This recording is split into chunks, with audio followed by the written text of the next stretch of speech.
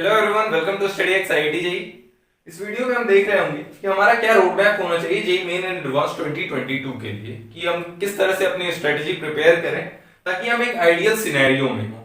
तो वीडियो को स्टार्ट करने से पहले कुछ रिक्वेस्ट कर लेता हूं कि जो भी लोग वीडियो देख रहे हो प्लीज लाइक कर देना, शेयर कर देना और सब्सक्राइब तो जरूर ही करना। और कमेंट करके बताना आप मेरे पॉइंट से सहमत हो या नहीं सहमत हो, या कुछ और अपना वैल्यूएबल पॉइंट्स अगर ऐड करना चाहते हो तो कमेंट बॉक्स में बिल्कुल कमेंट बॉक्स भर डालो, ठीक ना। चलिए स्टार्ट करते हैं। तो पहले देख लेते हैं आइडियल सिनेरियो है क्या। अगर जो भी लोग who all are eyeing for a rank like 2000 3000 in JEE Advance, और हाँ ये हो सकता है कि आप टारगेट अपना रखो 2000, लेकिन हो सकता है 8 9000 10,000 तक भी लैंड कर सकते हो, ठीक है, वो अलग बात है। कंपटीशन ही इतना ह्यूज है। तो लेकिन जो भी लोग अगर टारगेट रख रहे हो 2000 1500 1800 3000 इस टाइप का रैंक, तो उसके लिए आइडियल सिनेरियो क्या है ये हम डिस्कस करना चाह रहे हैं, ठीक है। बाकी 5 रैंक एयर 1 ये सब तो मेरी औकात ही नहीं है कि मैं आपको बताऊं कि एयर 1 के लिए क्या स्ट्रेटजी होनी चाहिए, ठीक है। उस तरह तो मैं बता ही नहीं सकता ना, उसके लिए I am not the right person to tell you all. अब हमें देखना है कि ये आइडियल सिनेरियो हम अचीव कैसे करें। आइडियल सिनेरियो का मतलब है भाई नवंबर और दिसंबर 2021 आपका सिलेबस बिल्कुल कवर्ड होना चाहिए, सब कुछ आपको इनऑर्गेनिक का रिएक्शन वगैरह पता होना चाहिए, कलर वगैरह याद होनी चाहिए कुछ कुछ। साथ में आपको ये भी पता होना चाहिए किस टॉपिक का कितना वेटेज है। ऐसा नहीं कि आपको नवंबर दिसंबर के एंड में आपको ये टाइप करना पड़े गूगल पे फिर से या यूट्यूब पे आके कि important chapters for JEE Main, how to prepare in last 30 days, how to do last minute revision, last month revision. ये सब देखिए मेरा काम है वीडियो बनाना, मैं भी हो सकता है उस टाइम पे बनाऊंगा, लेकिन वो आपके लिए बेनिफिशियल बिल्कुल नहीं होगा। आप पहले से ही अपना स्ट्रेटजी इस तरह से रखें कि आप आइडियल सिनेरियो में लैंड कर सकें। कुछ लोग बोलते हैं कि आप लास्ट के 3 मंथ्स में भी अगर अच्छे से स्क्रैच से भी प्रिपरेशन स्टार्ट करोगे तो आप अच्छी जगह लैंड कर जाओगे, लेकिन उसका पॉसिबिलिटी बहुत कम है ना। आज मैं फेसबुक पे स्क्रॉल कर रहा था तो वहां पे एक न्यूज देख रहा था कि कुछ लोग, 2 लोग थे, वो कांस्टेबल में ज्वाइनिंग उनका एज ए कांस्टेबल हुआ था, और उसके बाद अभी उनकी जो पोस्टिंग है वो एज ए आईपीएस ऑफिसर है पुलिस सर्विसेज में, ठीक। लेकिन ये रेयर पॉसिबिलिटी है ना 1-2 लोगों के साथ। तो क्या मेरा ये स्टेटमेंट कि आप अच्छा चलो आप यूपीएससी नहीं क्रैक कर पाए, आप चलो कांस्टेबल ही बन जाओ और बाद में प्रमोशन लेके आप आईपीएस बन जाओगे बाद में, तो अगर मैं ये कहता फिरूं तो मैं तो बेवकूफ कर लाऊंगा ना, क्योंकि मैं तो रेयर पॉसिबिलिटी की बात कर रहा हूँ। तो आप वो रेयर पॉसिबिलिटी में नहीं जाए, आप अभी से ही प्रिपरेशन अपनी अच्छी रख के, आपके पास टाइम है तो अभी से अच्छे से प्रिपरेशन करो। तो कुछ कुछ पॉइंट डिस्कस कर लेते हैं। पहला तो कि आपको सिंगल टीचर रखना है। अब जिस भी टीचर पे आपको ट्रस्ट है ना उनसे पढ़ो, फिजिक्स केमिस्ट्री मैथ के लिए एक एक टीचर तीनों सब्जेक्ट के लिए। इसमें मैं अगर कुछ बताऊं अपने से, ठीक है, वैसे ये बिल्कुल आपका चॉइस होना चाहिए, लेकिन मैथ्स में देखो कुछ अच्छे टीचर्स के नाम मैं बता देता हूं अगर आप नहीं जानते हो। वैसे तो हमने अपने चैनल पे भी अपलोड कर ही रखा है वीडियो, लेकिन अगर आपको और मैथ्स के अच्छे टीचर, जैसे देखो अब तो अनअकैडमी पे आ गए हैं विकास गुप्ता सर, तो बहुत बड़े टीचर हैं, फिर एमसी सर बहुत अच्छे टीचर हैं, ऐसे करके काफी अच्छे टीचर्स हैं। फिजिक्स की अगर बात करें तो अगर आप एनकेजी सर को जानते हो तो NKG sir best physics faculty है फॉर जेई, आप उनका लेक्चर अटेंड करो। हाँ उनमें ये बात है कि वो स्पून फीडिंग नहीं करते हैं, आपको थोड़ा सा कंफर्टेबल नहीं फील होगा, वो एक एक पॉइंट आपको समझा देंगे, ठीक ना। एक एक पॉइंट आप एनकेजी सर से कोई भी कॉन्सेप्ट पढ़ो, हो ही नहीं सकता कि आप नहीं समझोगे।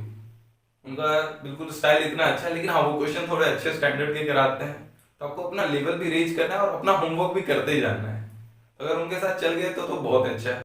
फिर केमिस्ट्री के लिए कुछ अच्छे टीचर्स, फिर इसी तरह से केमिस्ट्री में वैसे आप ढूंढ लो, आप 2-3 टीचर देख लो कोई प्लेटफॉर्म पे जो भी लग रहा है, ठीक, आप उन्हीं से, लेकिन एक टीचर से पढ़ो, ठीक ना।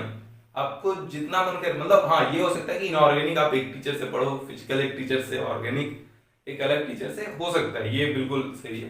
लेकिन ऐसा नहीं कि एक ही चैप्टर हम 4 टीचर से पढ़ रहे हैं और 10 बुक खरीद के ले आए हैं, उसमें से पढ़ हम एक भी बुक नहीं पा रहे हैं। बुक भी आपका 1 या 2 होना चाहिए, एक बेस बुक, एक एडवांस लेवल क्वेश्चन बैंक, और साथ में पीवाईक्यूज जरूर होनी चाहिए आपके पास, पीवाईक्यू सॉल्व करना मस्ट है। फिर और पॉइंट्स देख लेते हैं कि आइडियल सिनेरियो अचीव करने के लिए और कौन कौन से पॉइंट्स हमारे लिए जरूरी है। तो पहला है मेमोरी मैपिंग टेक्निक। तो ये तो वैसे मैं बाद में इस पे डिटेल में एक वीडियो मेरे को बनाना चाहिए, लेकिन इन शॉर्ट बता रहा हूँ। मेमोरी मैपिंग का मतलब है कि आज आपका क्लास ओवर हुआ, आपने जो भी पढ़ा, ठीक ना, आप जो भी पढ़े उसको जिस तरह से आप जैसे मूवी या सॉन्ग को आप जैसे कंप्यूटर में नहीं सेव करते हो फाइल में, उसी तरह से आप मेमोरी में सेव करो, ठीक है। Close your eyes and save all of that what you have read today in your file, ठीक है। इन योर फाइल, फाइल क्या है आपका, मेमोरी। और उसमें हो सकता है कि एक आध पॉइंट आप नहीं रिकॉल कर पाओ जब आप अपने आंखें बंद कर जब आप अपनी आंखें बंद कर लोगे तो हो सकता है 1-2 पॉइंट्स आप नहीं याद रखते, कोई बात नहीं, लेकिन जब फिर से आप पलटो कि कहीं मैंने कोई पॉइंट मिस तो नहीं कर दिया अपने नोट्स में, तो आपको वो पॉइंट भले उस टाइम रिकॉल नहीं कर पाया लेकिन आगे के लिए हमेशा रिकॉर्ड रहेगा। और ये हैबिट बिल्कुल हर दिन 365 डेज आपके पास जितने भी 1 साल या 1.5 साल जो भी है ना, मोस्ट प्रोबेबली 1 ही साल का है ना, अगर प्रिपरेशन टाइम तो 1 ही साल है, उसके बाद तो रिवीजन, तो जो भी 1 साल 365 के 365 डेज आपको मेमोरी मैपिंग करना है। अगर आप नहीं समझो कि मेमोरी मैपिंग क्या है तो आप कमेंट बॉक्स में डाल देना, मैं फिर से एक बार डिटेल वीडियो बना दूंगा, ठीक है ना, मेमोरी मैपिंग पे। अब आता है आपको अपने प्रिपरेशन का ट्रैक मालूम होना चाहिए कि आप राइट ट्रैक पे जा रहे हो या नहीं, तो उसके लिए बेस्ट टूल है टेस्ट।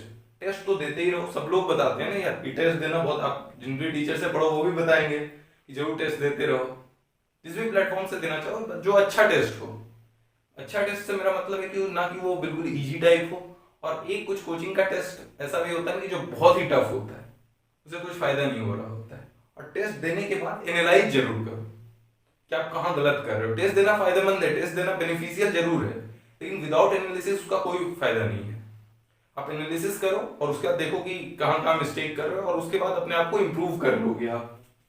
फिर एक आता है सेक्शनल एनालिसिस, ये भी एक रिवीजन का ही टूल है, सेक्शनल एनालिसिस। इसमें मैं क्या कहना चाह रहा हूँ ना कि जैसे कोई चैप्टर होता है, रोटेशनल मोशन है, चलो, और आपको टफ लग रहा है रोटेशनल मोशन, तो हो सकता है आपको पूरा चैप्टर नहीं टफ लग रहा हो, आपको 2-3 कॉन्सेप्ट हो, suppose angular impulse, angular momentum, यही टफ लग रहा हो, लेकिन बाकी चीज आपको इजी लग रहा है, तो आप रोटेशनल मोशन को ना 3-4 सेक्शंस में बांट दो कि पहला सेक्शन हो गया हमारा मोमेंट ऑफ इनर्शिया, फिर एंगुलर इंपल्स, एंगुलर मोमेंटम वाला पार्ट, फिर सीआरटीएम, इस तरह से आप सेक्शन में डिवाइड कर दो, और उसके बाद एक एक करके पकड़ो और उसको खत्म करो।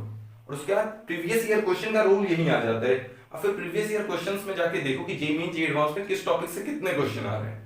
हो सकता है आप जिस टॉपिक से डर रहे हो उससे क्वेश्चन ही नहीं आ रहा हो, ऐसा भी तो हो सकता है ना कि आप जिस टॉपिक से डर रहे हो क्वेश्चन ही नहीं आ रहा है, तो आपका डर तो बेकार का है ना।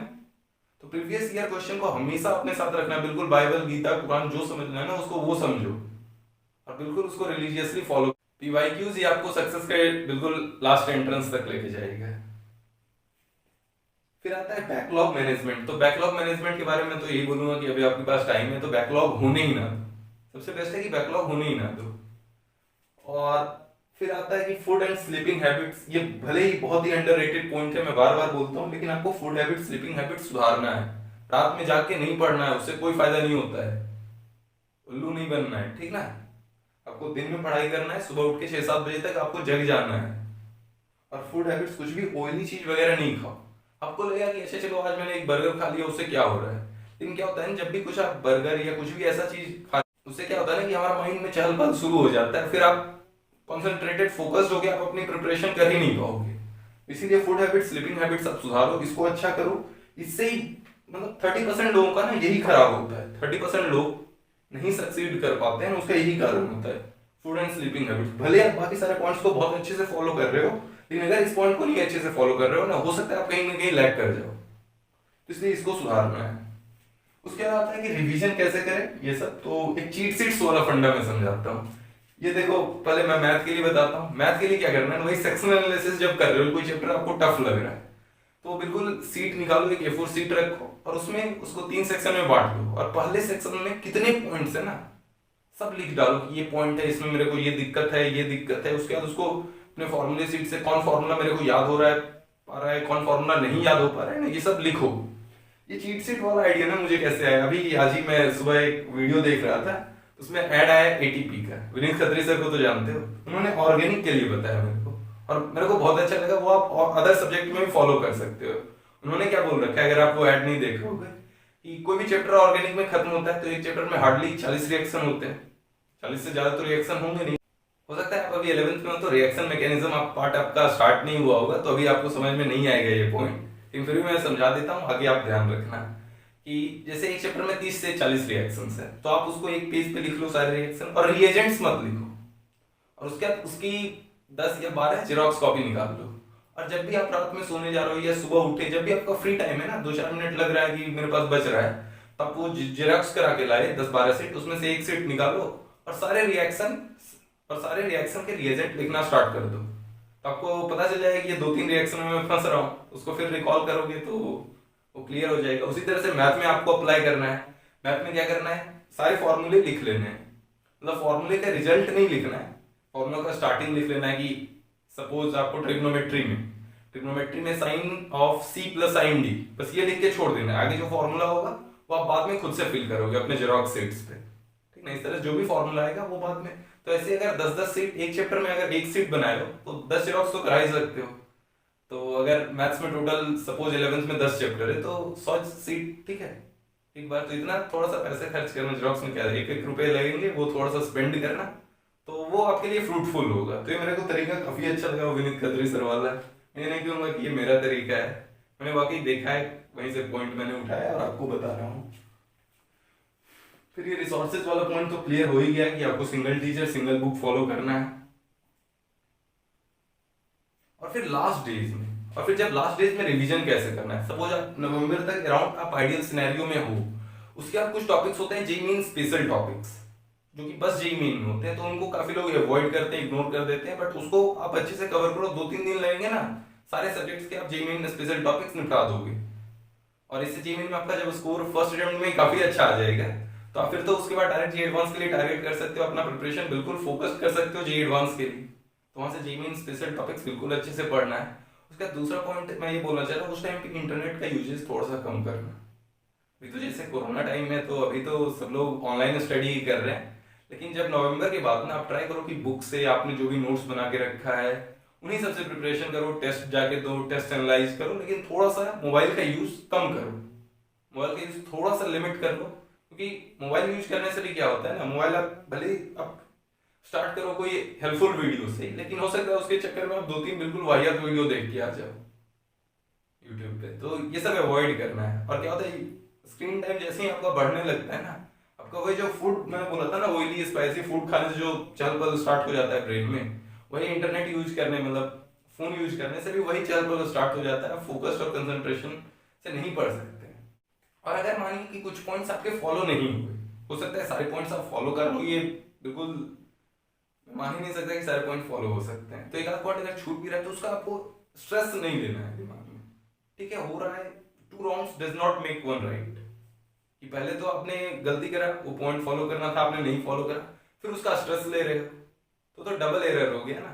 तो स्ट्रेस नहीं लेना है किसी भी चीज का, बिल्कुल एंजॉय करो अपना प्रिपरेशन स्ट्रेटजी जो है, इसको बिल्कुल जो भी साल भर या 2 साल का जो है ना जेईई, इसे बिल्कुल एंजॉय करो।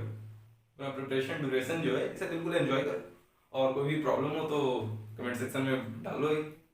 आज की वीडियो में इतना है, तब तक के लिए bye, enjoy life and have a good day.